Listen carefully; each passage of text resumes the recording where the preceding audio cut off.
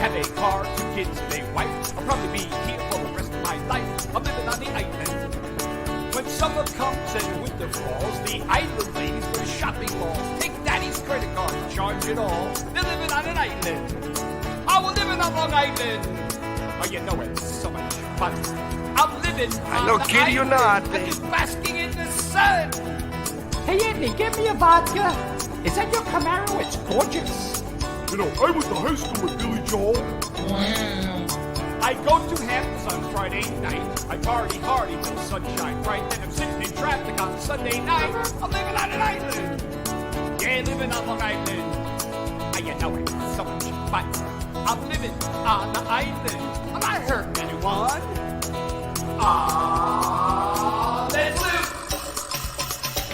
Hey there, Islanders. If you're going out to the beach, you better get an early start. Traffic is miserable.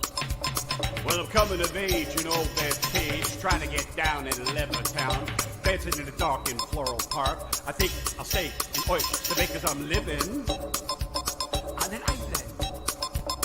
Yeah, living on Long Island. Hello. Welcome back. We're back, yeah. We're back, baby. Back on schedule, too. Yeah. So that's great. Yeah, we're going to be back on schedule. We're not back on schedule yet, actually. Oh. I don't think we are. All right, well, they're there. We'll be back on schedule next month. Next month. Okay. We'll be back on the 14th, so March 14th, and new time zone, new time slot. New time zone. slot. 7:30. 7:30, guys. So mark your calendars. Now you have extra time to get your snacks. You Yeah. get home from work. You pull up your driveway. You kiss your wife hello. Snacks. Snacks, all 5 of you. All five. 7. Maybe No, 7. 7. Maybe Okay, so maybe we have 7 now. Yeah, so Yeah. that's super exciting, though. We got a brand new time slot, so we'll see how we're going to fill it. And what'd you do this last 2 weeks? 2 weeks? Yeah. I saw quite a bit of you. Did you? I feel like I did. I saw you like 2-3 times. I think you only saw me once. No, twice. We went to IHOP. We did go to IHOP. We went to IHOP, and we did a show together. Yes! Oh my God, that feels like 1,000 You years forgot. ago. Yeah. Oh yeah, we did the Barbara C. Wilson fundraising show. Yes. I totally forgot about that, and that was a major success. I was so happy. Yes, I'm so happy for you. It was a lot of fun. And Don Sill, Tony Walker opened up the green room at Gov's Right. for the radio, so that was really cool that our comedians got in there. You got to talk a little bit, which is nice. Yeah, I got to loosen up, which was good because I hadn't performed in well over the last time I had Killed it.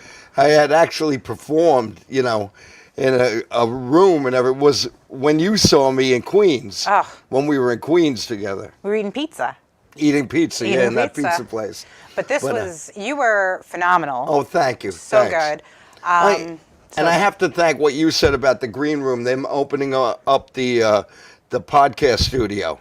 That was so nice of them. Yeah, and they do the green room show. So them doing that, when I heard Don was coming, and Don was coming because he hadn't seen me perform in like 20 years. Don.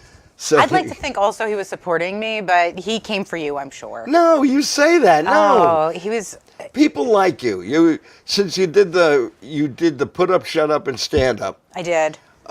A lot of my comedy friends all took to you right away. They're so sweet. Everybody is so nice. And you're getting gigs and you're getting repeats, so that if they ask you one time, then you could say, oh, maybe it was because Benny knows her. But after that, now you're a regular.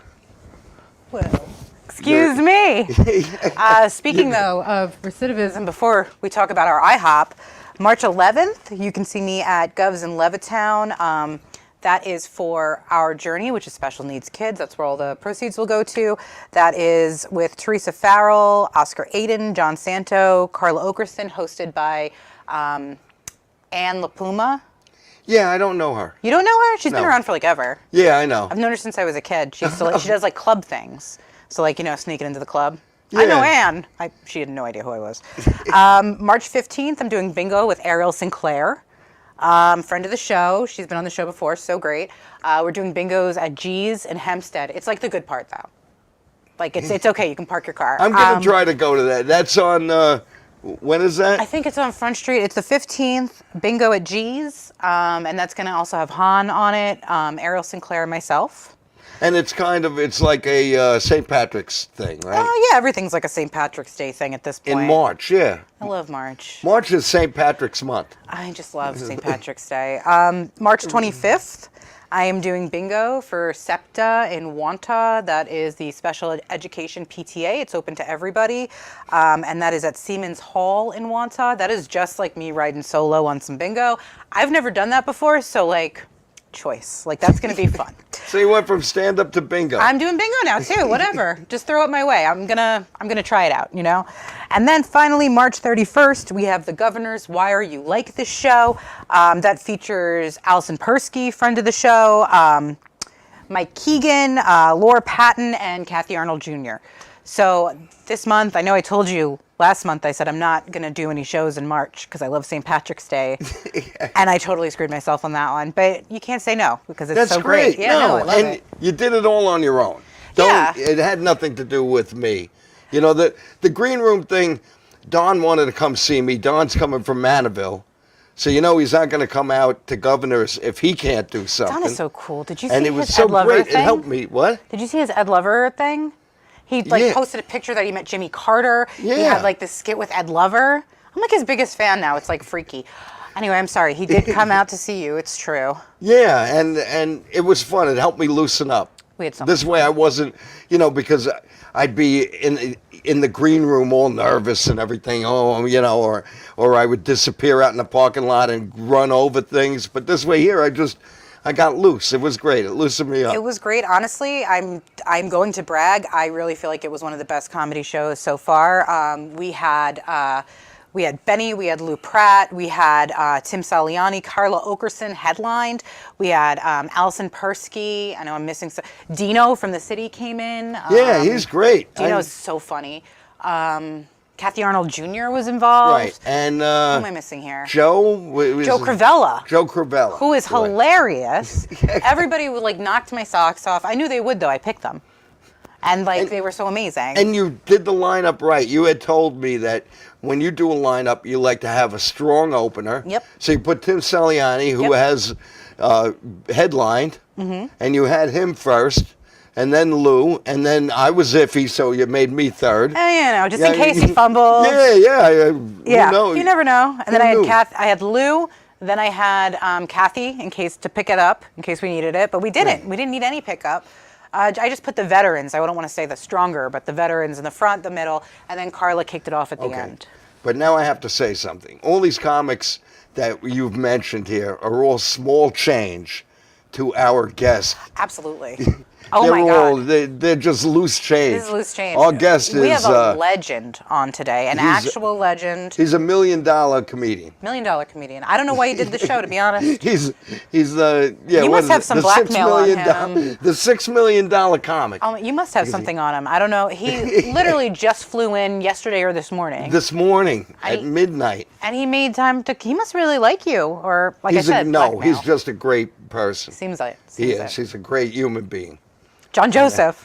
John Joseph. Who do you think I'm talking about? Well, we didn't say his name. Our audience probably like, what's going on? We're just the worst hosts. We are the worst hosts. Oh, boy. I have to bring this up. We've had Jillian Wagner and James Wagner on, who own a bookstore called the Dog-Eared Bard's Bookshop. They are also publishers. Yes. James is a poet laureate.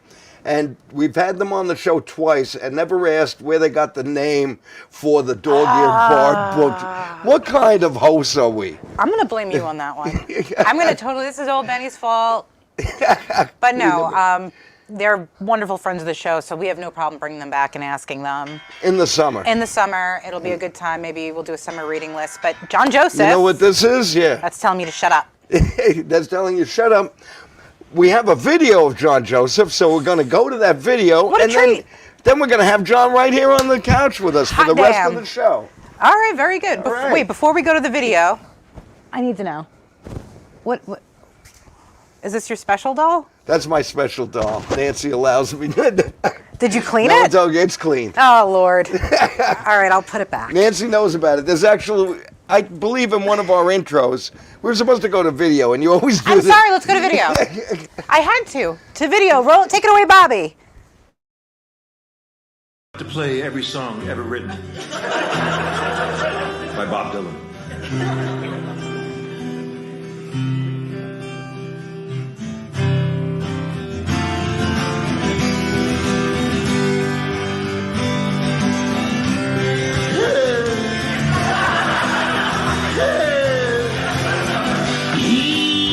Did I get them all? Did I miss any? Is that really his voice?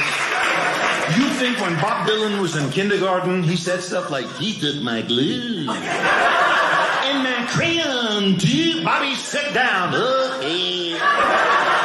Wouldn't that be cool? Kindergarten class full of rock stars? Elvis, sit down. Oh. Mr. Springsteen, would you like to sing Itsy Bitsy Spider for the class? All right.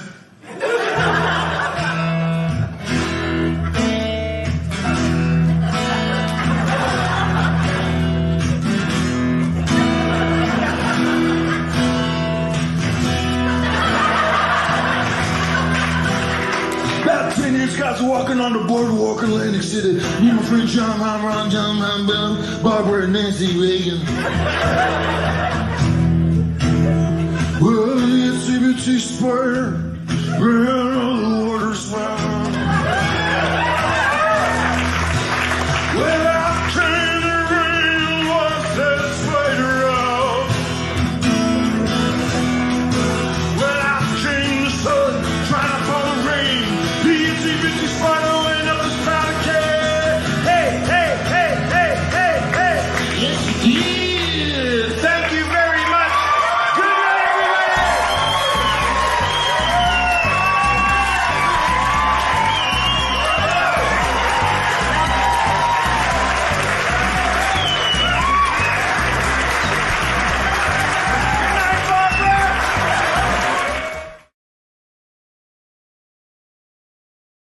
And we're back. Ta-da! John Joseph, great. Flew in from L.A., Yes, Los Angeles. Yeah. Los Angeles. Oh yeah, my arm's tired. I knew that was happening. I was so excited to hear it. Jesus, I mean, I think it's a law. Doesn't everybody have to say that? I think you do. It's so stupid. Now, so the past week, where were you last week? I was in Los Angeles. I was in the Caribbean. I was in Lima, Peru. I was in San Francisco. I'm going back to San Francisco next weekend, Saturday and Sunday. And now I'm in Massapequa. So out of Lucky us. all of those, the only thing I'm really going to put on my passport is Massapequa. Because really that's only anything anybody ever cares about. You know, there's a lot of big comics from Massapequa. Rodney Dangerfield, right? Seinfeld, they're all from Massapequa, man. Yeah, Seinfeld's from Massapequa. Rodney, I think Massapequa, but wasn't he like born around Babylon or Oh, something? who cares? He was from Yeah. Massapequa. We also have the Baldwin brothers. You know, I opened for Rodney Dangerfield. You know, I did read that. That was literally the first gig that opened any door for me in show business. I was working at his club. He had a club on First Avenue long before you were born. She's a young Dangerfields. girl, for the love Yes. of God. How old are you, 26? I love you, yes. I'm 35. You're 35? See these pants? 41. Yeah. Stop. Flattery will get you everywhere. Anyway, the point is, say no to drugs. So Too late. years ago, nobody would answer my phone, like any typical comic, right? You call a big club, like if a new comic calls the Comedy Cellar, Estee's not going to put them on. She's going to, well, I want to hear from him, I want to hear from them, let me see this, let me see that. Or any TV show, same thing. They're not going to just put you on Jimmy Fallon unless there's some kind of background with you. So nobody answered my phone, nobody answered the door, nobody did anything. All of a sudden, one day, Rodney walked into the club. I was doing a set. He was in the back of the room smoking a joint, drinking his Johnny Walker. He goes, hey, kid, all right, I want to talk to you. So I walk in the back of the club. First of all, I'm excited. It's Rodney Dangerfield. Not everybody gets to say hello to him. No. I felt, and I had only been doing comedy about 3 years. And I said, this is so cool. Like, that's it. Just meeting Rodney Dangerfield. Oh, like, it for was- me, I would have been like, put a pin in it. You know, at that time, It's so exciting. Caddyshack had come out, Back to School had come out. He was selling out all the shows. The kids adored him. You know, Right, yeah. He was just this oddity in comedy and very unique. And he said to me, kid, you're working with me. And all of a sudden, I'm opening for Rodney Dangerfield. It's You know? But it taught me many lessons.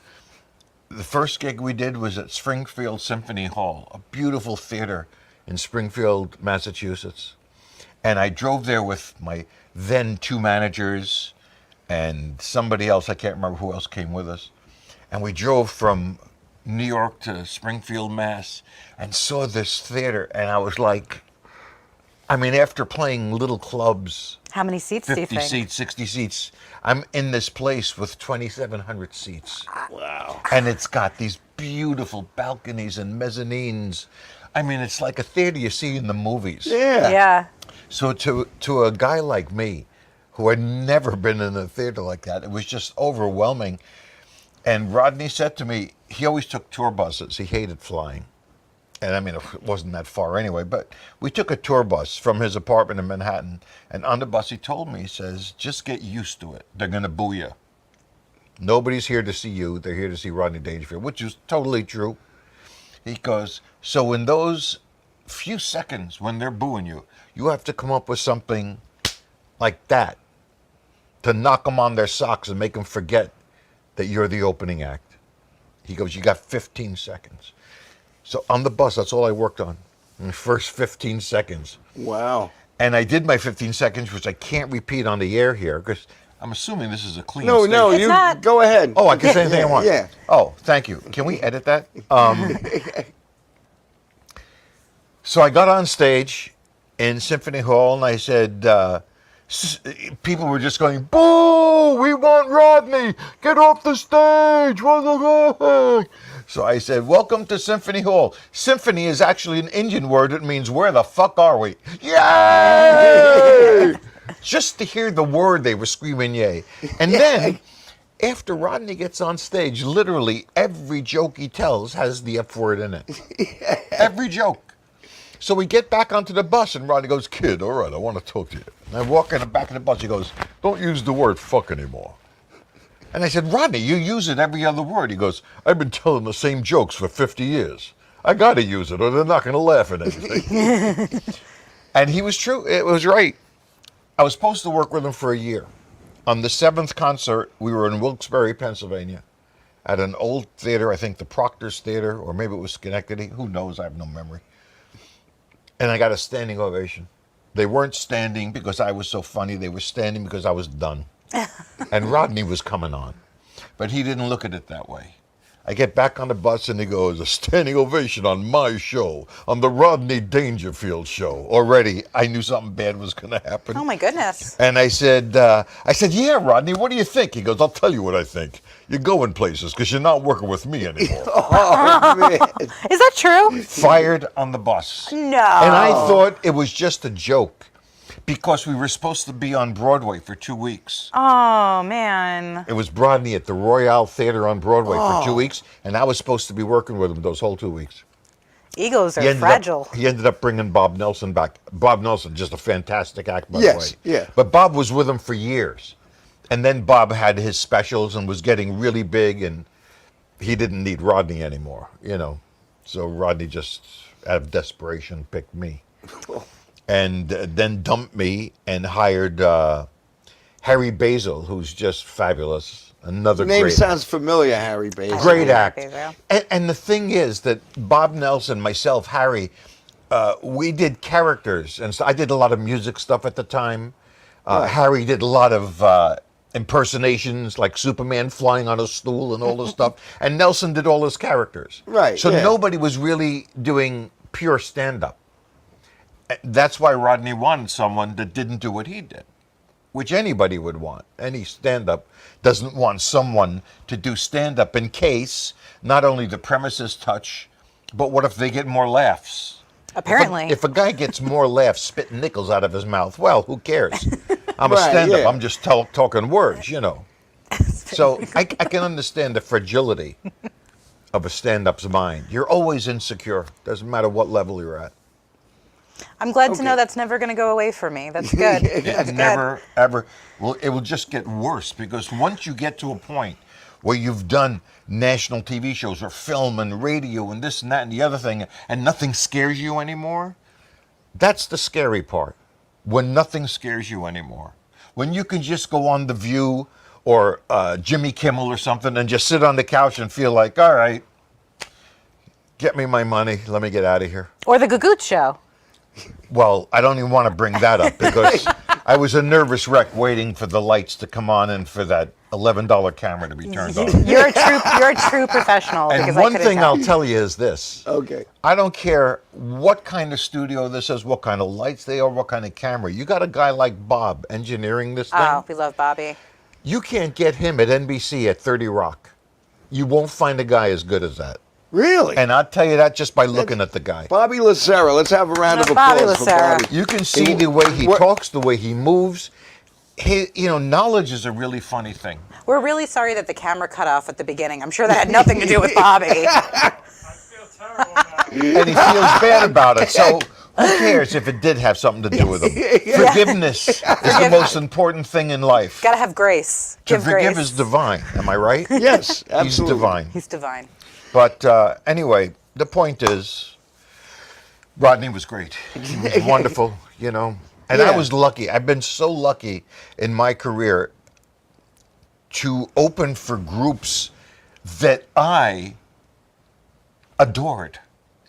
Like I remember sitting down watching the Doobie Brothers and going, oh my God, this is like the greatest band ever. And then to be sitting in a dressing room with Tom Johnson saying, let me use your guitar for this next song. And then retuning my guitar and me taking 7 years to tune it back to normal. It's just magical. When it's like you step into another world, into their world, into this world your imagination made, growing up and listening to them. Or when I work with Huey Lewis, or Kenny Rogers, or Julio Iglesias, you're walking into their world. Now, Julio, the biggest example of them all, who no one knows anymore, because most of his fans are dead. I mean, let's face it, he's 80 years old, for the love of God. His son, though, Enrique is probably still doing stuff, but he's not nearly what Julio was. Yeah, no. Julio was marketed perfectly to be the most romantic Latino singer in the world.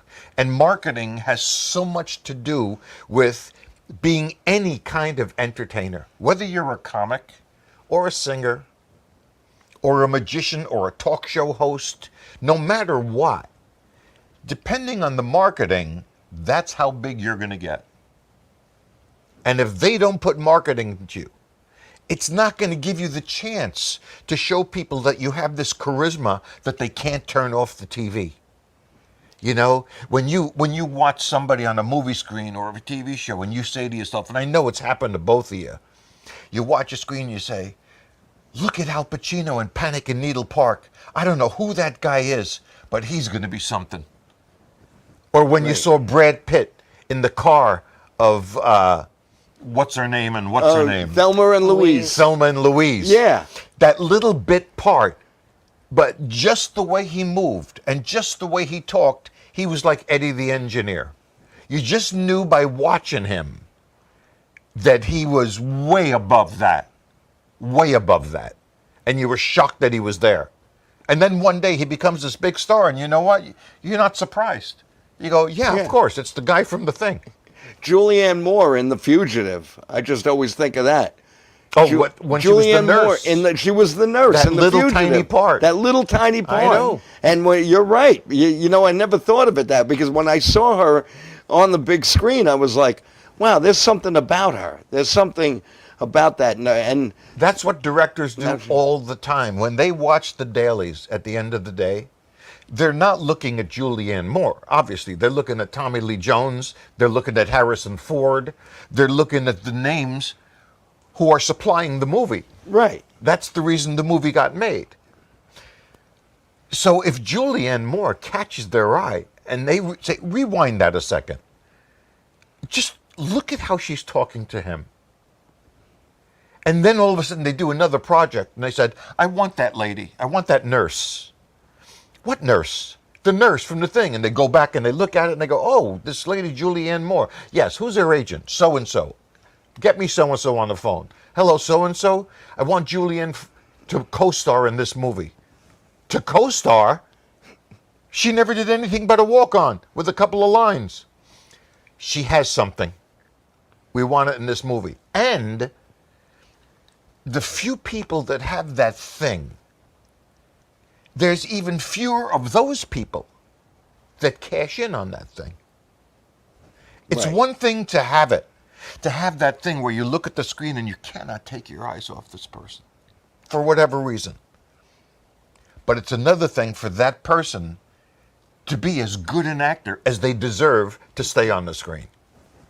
And acting is the most boring job in the history of entertainment. Comedy's real. Comedy, you're directing, producing, writing, bang, like that. You're doing the show. Right. It's live. You're getting the response. Acting, you're waiting. You're waiting. You're sitting in the chair waiting. I feel like this is a TED Talk now. Like, I am motivated. I am like feeling something. Listening to you talk is so incredible. How your fluidity, your knowledge, the wisdom, and the joy in your stories. You Now, know, you've acted in film, so yeah, no, I've been in films, nothing major, nothing big, but I've been in films with superstars, Robin Williams, Paul Newman, Kevin, and you watch them being made, and you watch these superstars, how they act, and how the scene is put together, and then you say to yourself, I'm blown away by this. I'm blown away by how, for example, Daniel Petrie was directing Fort Apache, the Bronx, an old movie from 1981. Again, you weren't born yet. And Paul Newman had to drag this overdosed nurse around in a circle in the emergency room of a hospital, like 30 takes. Like, cut, do it again, do it again, do it again. 30 takes, and every single take looked like the first time he had ever done it. And I said to him after the scene, I said, Mr. Newman, you didn't blink differently on every take. On 30 takes, your foot scraped in the same place. You cried in the same place. You pretended you were dropping her and lifted her in the same exact place. How do you do it? And he smacked me in the head. He goes, it's called acting. And he went and had a beer. Yeah, he loved his beer, Paul Newman. He loved his beer. I love his dressing. Yes, and my wife buys his dressing Has to, just it to goes to support charity. the camp. Yeah, exactly. Absolutely. My husband says the same thing. He's like, always buy Newman's Own. That is so great, though. It's wonderful. Repetition and just the skill to do the same things over and over again. Now, what about acting like in a play? Have you ever? Yeah, been in- well, when I was in college, I started in plays, and then when I got out of college, I did, little play, nothing big, community theaters and, and I really, not that I wasn't that good, but I didn't have what it takes. You know what you need, the gut you need to do comedy? I hope I do. All right. Anyone that's a comedian, that's a full-time working comedian, they know in their heart and their soul that you have to jump off a cliff every night. Jump. You don't have time to think. You have to jump off that cliff every night. Sometimes there's going to be rocks. Sometimes there's going to be water. But after you jump enough times, you learned how to jump out far enough and smooth enough to hit the water every time. Wow. That's how it is. Sorry, that was. No, yeah. Yeah, no. that like But belongs it's on as a simple t-shirt. as that. There's not Yeah. a comic in the world that won't say that. How many years have you been doing comedy? 40. 40 years. Since 85. 85. So what is that, 30-something, 39, 40? 40, 38. 38. All right, Let's be 38. exact. 38. And you first started In here 85 at Eastside Comedy Club. at Eastside Comedy Club. Richie Minervini. I was actually singing at a bar across the street called the Clubhouse. And I used to just sit there with my guitar and sing Cat Stevens and Gordon Lightfoot. And then when I ran out of songs, I would make up songs about people at the bar and call them bullshit songs. Right. Well, they loved those more than the songs I was singing. So I would do more bullshit songs. So Richie would come over with Jackie Martling or whoever was hanging out at the bar, and they would just like to hear the bullshit songs. And one day, I was helping him clean the bars at Eastside and doing stuff because I was really interested in comedy, and he thought I should get into comedy. And Robert Klein was opening there one night, and he asked me to open for him. I said, I don't know what to do. Just do those bullshit songs, man. I said, yeah, but I got to talk to people. You can't just make it up. You got to find out about people, find out about this, put it in a song. So I went over there and bombed, but I got $50. And then I went back to the clubhouse, sang some more songs, and then went back to Eastside for the late show, bombed, except for the bullshit song. My comedy was horrible. I mean, I was doing impersonations of John Wayne and Richard Nixon because I used to do them around the house. Yeah. Well, I'll tell you, pal, I've been walking the war wagon. And nobody knew who John Wayne was. And then I was going, I'm a crook, I've never been, and people going, who the hell is Richard Nixon? So that didn't go over. I bombed terribly, but Rory Rosegarden was there. Okay. And Rory was Robert Klein's manager. And now he manages Ray and Brian Regan and a couple of other guys and girls, Tracy Esposito. And Rory was like 25 years old at the time. And he had just gone from Robert Klein's secretary to Robert Klein's manager. And Rory said to me, you have to come to my club in New York City. I said, what's your club?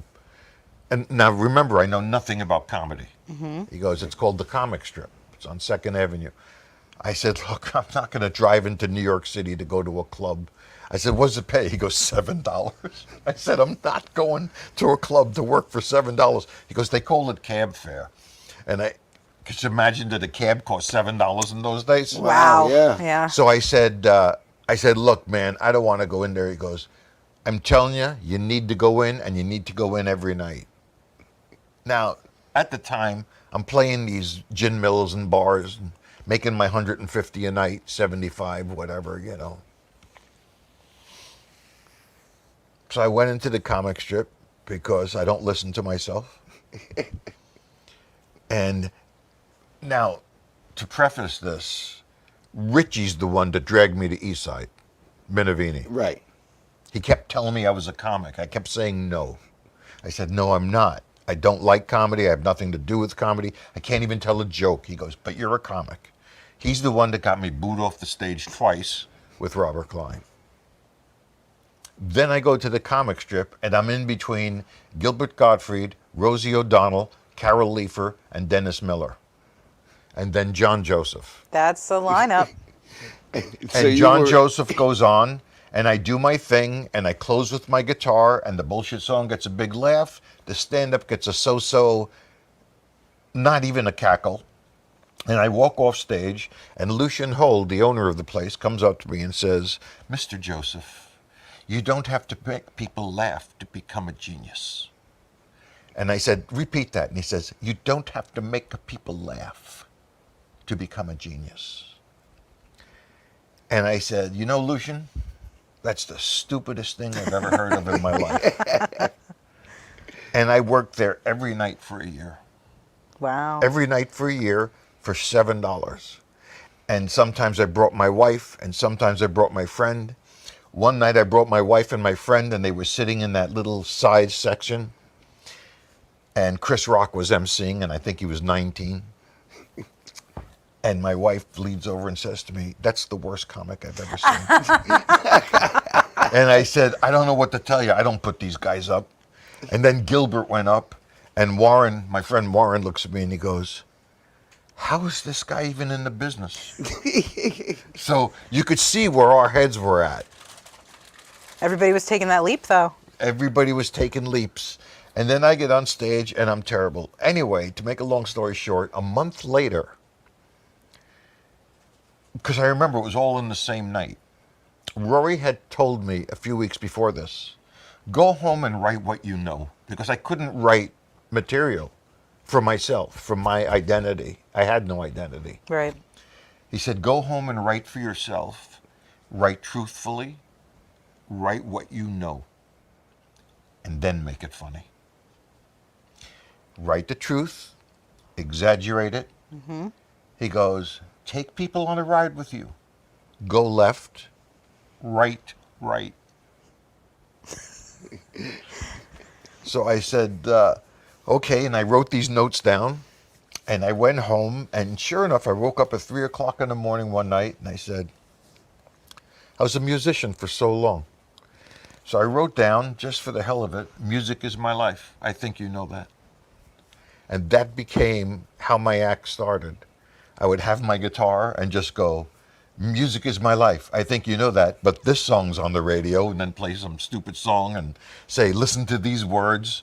You know, I am, I said, to no one there, and no one heard at all, not even the chair. Really?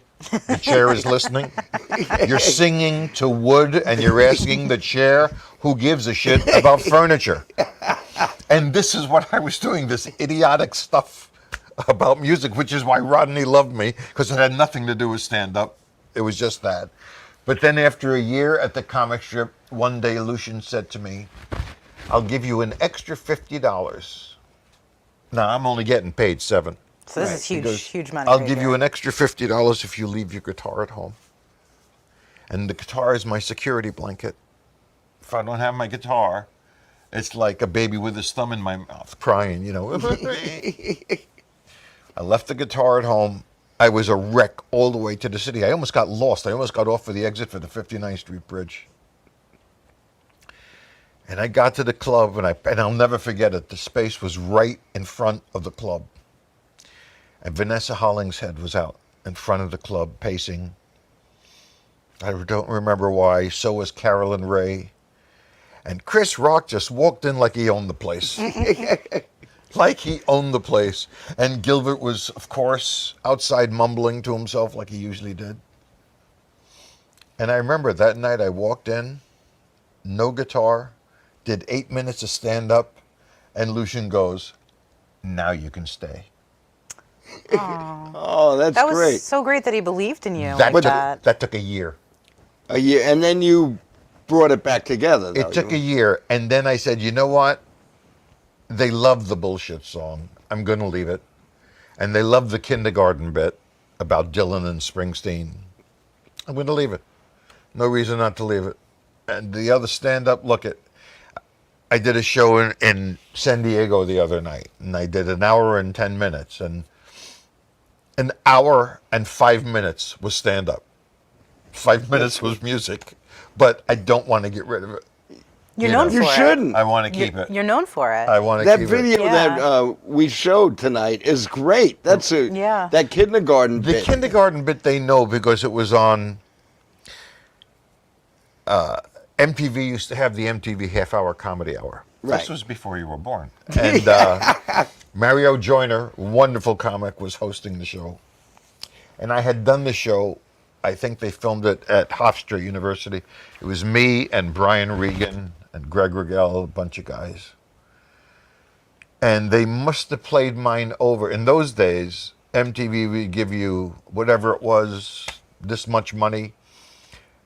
But then you would have to sign a release form, which none of us knew No any one's better. reading it, yeah. You know, so we signed the release form, which meant they could play it as many times as they want and not give you residuals. Right. No Which residual. we learned better after that, That's good. thanks to Sirius and people like that. So I got a letter from MTV. They said, congratulations, your episode has been aired 149 times. Your bit, the kindergarten bit, has been aired 149 times. Had I got residuals for that, I could have bought MTV. Oh, yeah, man. well, You know. Yeah. But, you know, here's your $800, you know, go jump down the sewer. But anyway, we were happy to do the show. yes. You know, Right. at that time, none of us did all these shows, and there were so many shows that you would finish one TV show, and somebody would call you and say, you got to get to the West Coast and go do the show. They need 2 more comics. They need. Can you imagine them saying that these days? Not really. No. Not really. When you started, I just thought of when you started, there wasn't a lot of comedians back then. There wasn't a ton of guys that could do 45 minutes. That was the key, was the time. Right. All right. And if you couldn't do 45 minutes, it was hard to headline somewhere. And not 45 minutes of, hey, how are you? Good to see you. 7-Eleven, they have a dot on their head. You know, none of that. To be original and to be a comic and present something that they haven't seen before was so hard for these people.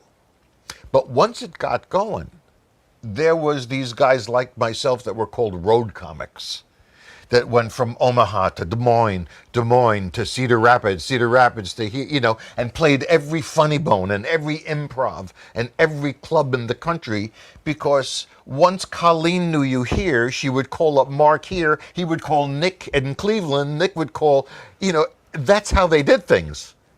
And the club owners would call the other club owners, you got to get John Joseph, he's going to kill. Okay, get me him. And then once you played there, before you left, it was like, look, here's my calendar. When can you come back?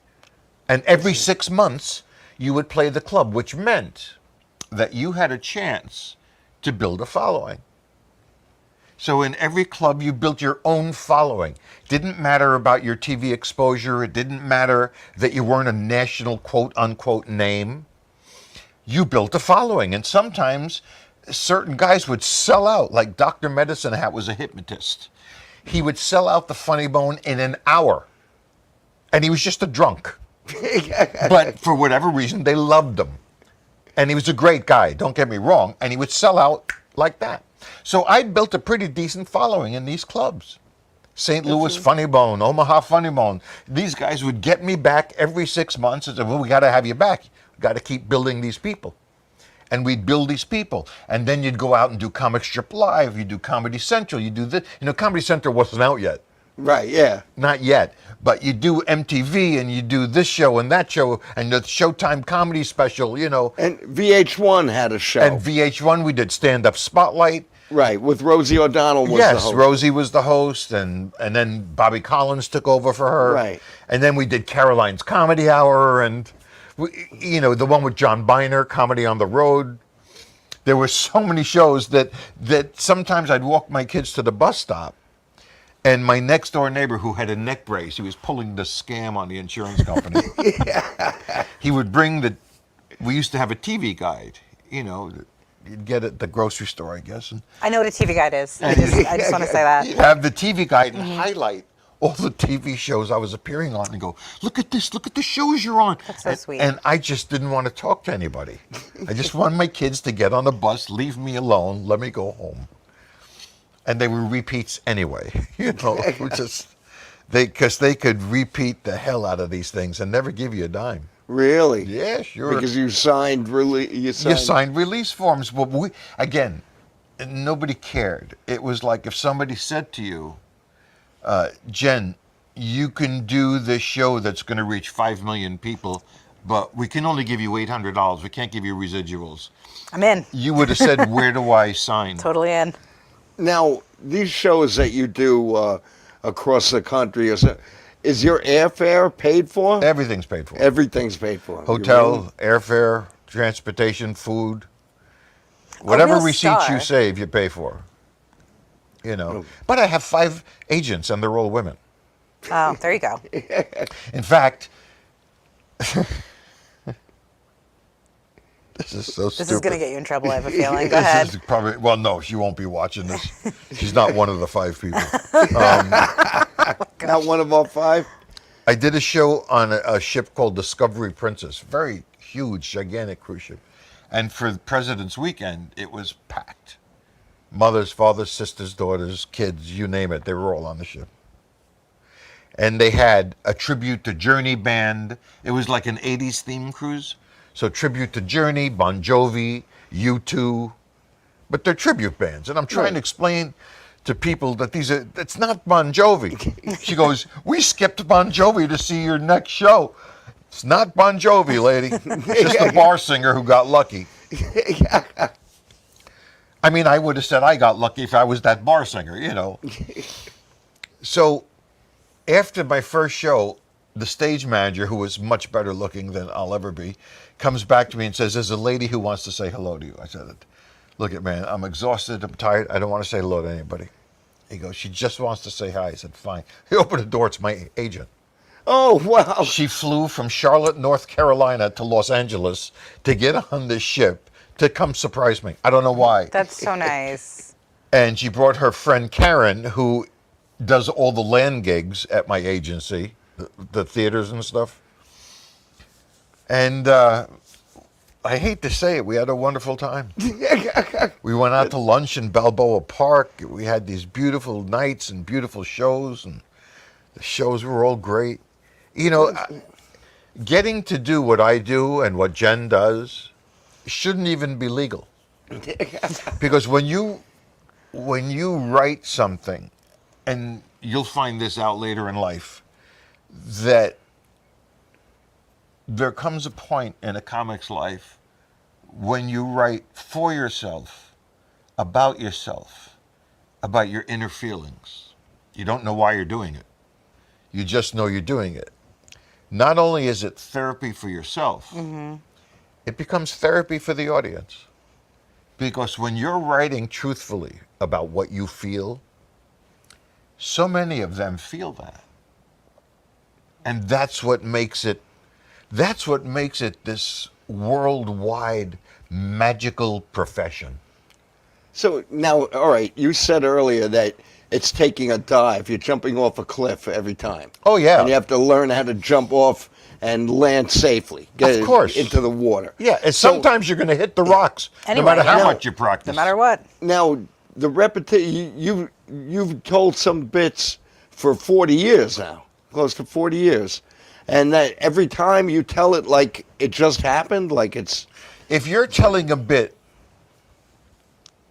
you've done on TV that people are aware of, it's like Barry Manilow doing Mandy, or Billy Joel doing Piano Man, or Elton John doing Your Song. They don't want to play it, but it's what got them there in the first place. So they know the audience wants to hear it. So even if you change it a bit, shorten it, tag it, do something different to it to make yourself feel like it's fresh, Yeah.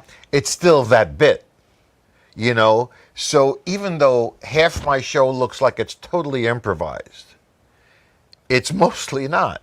It's mostly structured, coordinated. It's been amped up a few times. It's been edited a few times. You're constantly editing because the world changes. You change. Your feelings change. You know Adam Ferrara? Yeah. You know Adam?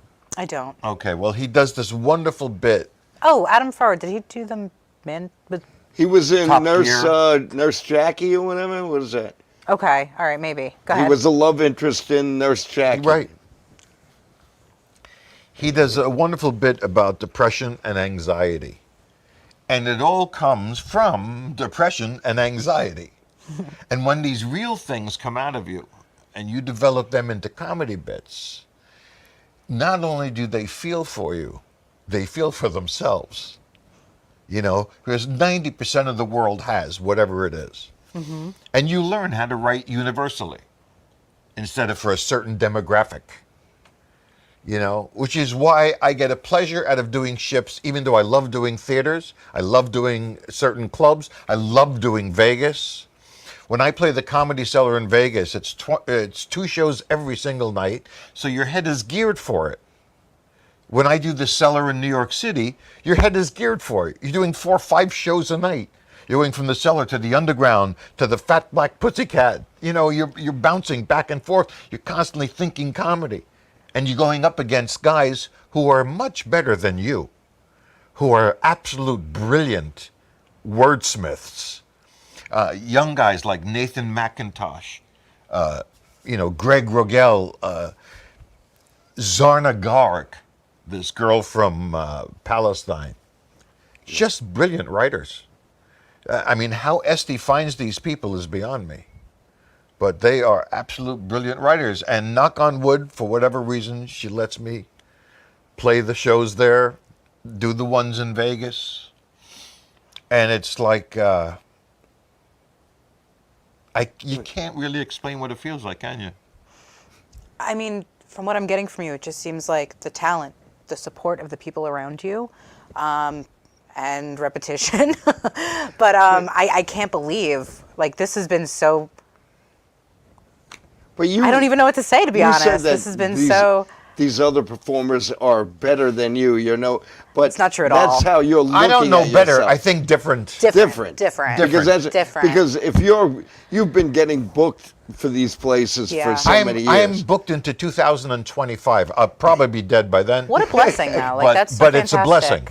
So fantastic. It's a blessing to spend more time with your wife figuring out which dates to cancel than trying to figure out a date to get. You know what I'm saying? Yeah. To be overbooked. Yes. When you're overbooked, I guess it's like an airline that says, we'll pay this much to somebody who will give up their seat. Oh gosh. You know. Yeah, I mean, how does your wife feel about that? You know, here's the thing. I've been married a long time, and to the same woman, and they get spectacular kudos from anybody on the planet for being that strong an individual that can not only accept the fact of their husband being away so much of the time. She literally raised the kids by herself. I did it by phone and tried to be home for like their birthdays and certain events and things like this. But when you're gone for a week and then home for a week and gone for a week, home for 2 days, gone for 18 days, home for 4 days, you know, it's upsetting to the body clock. Yeah. I mean, if we fall in love, When? you know, When? if we fall in love and then all of a sudden I leave, both our hearts hurt, not just hers. I step into that car to go to the airport, my heart is breaking. When my wife closes the door behind me, her heart is breaking. Then that wall that you built through the years comes, and you have this lead-lined veneer of bullshit, and you become John Joseph. She becomes Ellen Joseph. And she becomes the person that can live as that person. You become the comic that can live as that person. I mean, there's been times I've made phone calls where people have gotten into car accidents, people have gotten hurt, family, friends, right before a show. I mean, I'll tell you a story about the Righteous Brothers that'll blow you away if we have time. We got 3 minutes? Well, did we have another clip we wanted to show? No, we're not going to clip's- show forget that it. clip. Hell We'll with show- the clip. This The is hell with that clip. I'm having too much fun. Let me Yeah. tell you this quick story. Yes. When there was downtime with Julio Iglesias opening for Julio, I would open for Kenny Rogers or the Righteous Brothers or whoever needed my services. Because that's what you are. You're a product. I was lucky enough to work with Bobby and Billy, you know, on the Righteous Brothers, few gigs. But we became very close friends, all of us. And I was writing this song about my daughter at the time called Daddy's Little Girl. I had been a songwriter for many years before I was a comedian. And usually to write a song would take me less than an hour. Words, music, done. For a year, I was writing the song. I just wanted it to be right. And I used to ask Julio and Rafa, the musical director, and Tony, his guitar player, I said, what do you think of this verse? You know, and they would rip it apart, and I would try to fix it and paint a better picture. One day, I played the song in Vegas. The boys were playing over at the Orleans, and I was at the Tropicana in Vegas. And they came to my late show, Bobby and Billy and a couple of guys from the band. And after the show, I just said to Bobby Hatfield, I said, do me a favor, listen to the song, tell me what you think. All I had was 3 verses. I played the 3 verses, he fell off his chair. I said, what's that about? He goes, monster song. And then we went to the bathroom, a little disgusting. We're in the urinal, he's standing next to me, and I hear the word bridge. And I look at him, I go, what do you mean? He goes, you put a bridge in that song, and you got a #1 hit. A month later, I put a bridge in the song, became a much better song. I was supposed to meet him on Sunday night. Sunday was our last gig at the Tropicana, but his first gig at the Orleans. So I'm ready to go on stage Saturday night at the Tropicana. The sound man comes back and goes, Bobby Hatfield just overdosed. Oh, wow. He died in Michigan, 62 years old. And I was like numb. I said, you have to be kidding. Ladies and gentlemen, welcome to an evening with John Joseph. Before you even can rationally put that in your head, I had to walk on stage and be that character.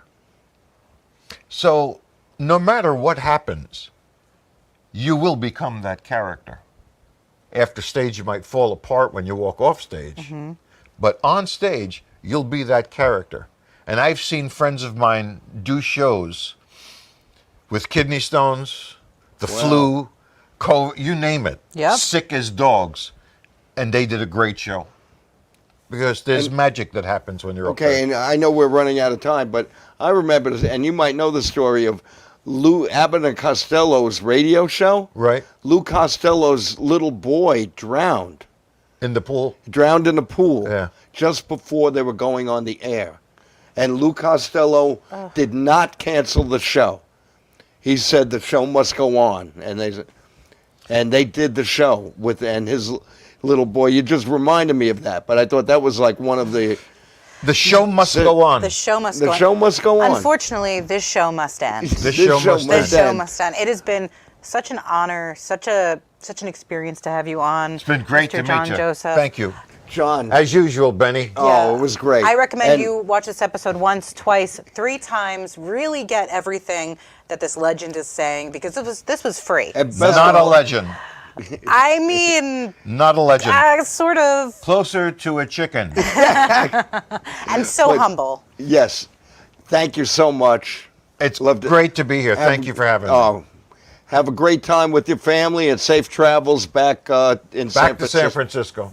Okay. Now back to my wife. Thank you very much. Oh, you're welcome. Thank you very much. And thank you, everybody, for tuning in. Thanks.